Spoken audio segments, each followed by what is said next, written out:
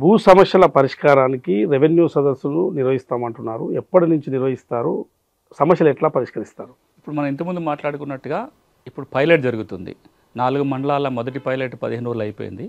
28 మండలాలు, జిల్లాకు ఒక మండలం పైలట్ మే నెల అంతా జరుగుతుంది. జూన్ 2 నుంచి ఆగస్టు 15 వరకు రాష్ట్ర వ్యాప్తంగా అన్ని రెవెన్యూ గ్రామాలలో రెవెన్యూ సదస్సు జరుగుతుంది.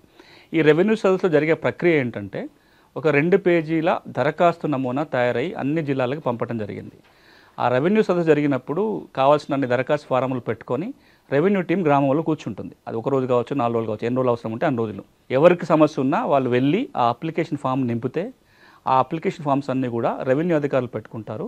ప్రతి దరఖాస్తు మీద ప్రాసెస్ జరుగుతుంది. దాన్ని అధ్యయనం చేయటము, నోటీసులు ఇవ్వాల్సి వస్తే నోటీసులు ఇవ్వటము, విచారణ చేయటం చేసి ఆగస్టు 15 నాటికి అన్ని రెవెన్యూ గ్రామాలలో సమస్యల పరిష్కారం చేసి వాళ్ళ చేతిలో ఉత్తర్వుల కాపీ పెట్టాలనేది ప్రభుత్వ నిర్ణయం. ఆ ఉత్తర్వుల ఆధారంగా భూభారతిలో మార్పు కూడా వస్తుంది. ఇది ప్రక్రియ. మామూలుగా అయితే ఆన్లైన్లో దరఖాస్తు పెట్టుకోవాలి, ప్రక్రియ చేయాలి. ఇప్పుడు ఆన్లైన్లో పెట్టడం కాకుండా ఇది మాన్యువల్గా పెట్టే అవకాశం, ఎందుకంటే రైతుకి ఇది ఈజీగా ఉంటుంది కాబట్టి. రెండోది, మీరు ఆన్లైన్లో దరఖాస్తు పెట్టుకుంటే 1000 రూపాయలు ఫీజు కట్టాలి. రెవెన్యూ సదస్సులలో రూపాయి ఫీజు కట్టాల్సిన పర్లేదు. దరఖాస్తు అక్కడే ఉంటుంది, మీరు నింపొచ్చు, రెవెన్యూ అధికారి సాయం చేస్తాడు. ఊళ్ళో ఎవరో తెలిసిన వాళ్ళతో కూడా నింపించుకోవచ్చు, ఫీజు కట్టాల్సిన పని లేదు. అధికారి ఊళ్ళో ఉంటాడు, దరఖాస్తు ఆయనే తీసుకుంటాడు, ఎంక్వైరీ అక్కడే జరుగుతుంది.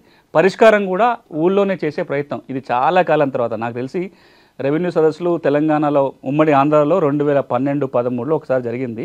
మళ్ళా 13 ఏళ్ళ తర్వాత మళ్ళీ రెవెన్యూ సదస్సులు ఇప్పుడు జరగబోతున్నాయి. కొన్ని చోట్ల జరుగుతున్నాయి, మిగతా చోట్ల జరుగుతాయి.